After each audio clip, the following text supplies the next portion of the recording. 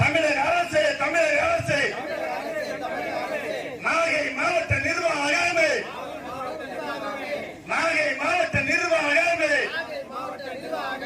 கரியாப்பட்டினம்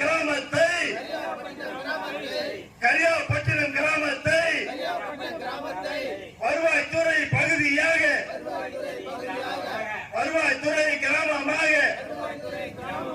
உயர்த்திடே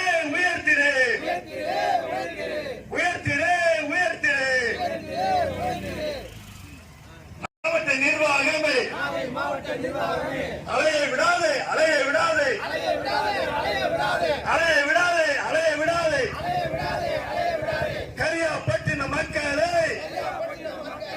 கரியாப்பட்டினம் விவசாயிகள் பயன்படுத்தும் சாலையை உடனே போடு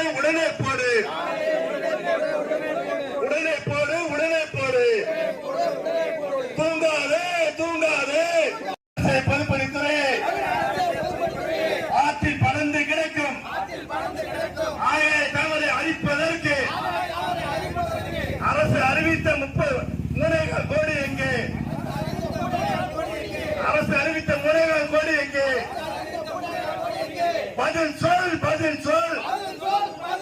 மாவட்ட நிர்வாகமே பதில் சொல். தைரியம் இருந்தால் பதில் சொல். உழவர்கள் கோரிக்கை உடனே நிறைவேற்று.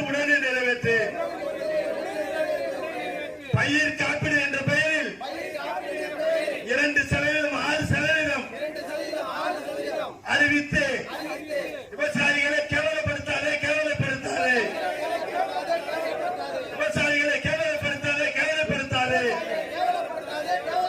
நாங்கள் யாருக்கும் அடிமை அல்ல, எங்களுக்கு யாரும் அடிமை அல்ல. விவசாயியின் கோரிக்கை உடனே நிறைவேற்று.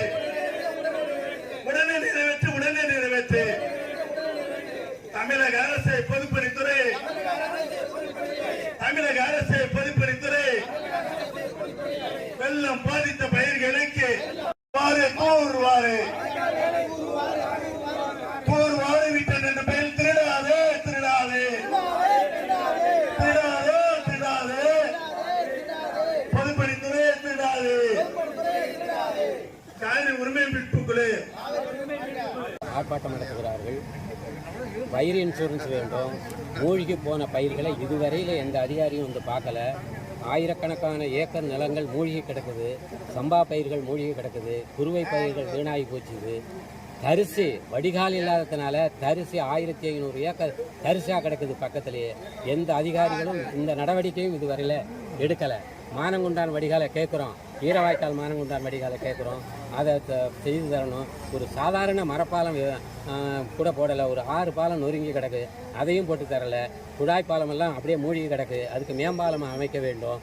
பயிர் இன்சூரன்ஸு சரியான முறையில் முழு பயிர் இன்சூரன்ஸ் 10% கொடுக்கறதுக்கு லாயக்கான ஏரியா எங்கள் ஏரியா. அவங்க 6% 2.5% இப்படி போட்டிருக்கிறாங்க. ரொம்ப கேவலப்படுத்துகிறாங்க. அதையெல்லாம் போக்கி உடனடியாக கணக்கெடுக்க வேண்டும். பயிர் கணக்கெடுக்க வேண்டும். ஏரியாவை முழுவதுமாக மாவட்ட ஆட்சியர் உள்ளிட்ட அத்துணை அதிகாரிகளும் இங்கே வர வேண்டும். வந்து பயிர் வெளிகளை பார்வையிட வேண்டும், நிவாரணம் கொடுக்க வேண்டும்.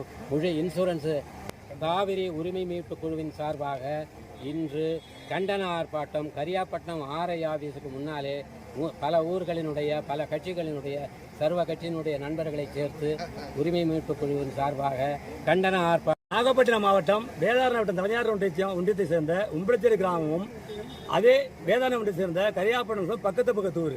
இந்த 2 ஊருக்குமே பாசன பாம்பிலிருந்து ஆறு பிரியுது. அந்த ஆறு நீண்ட காலம் தூர் வரப்படவில்லை. சொல்லப்போனால் வடக்கரசன் தெற்கரசன் இருக்கு.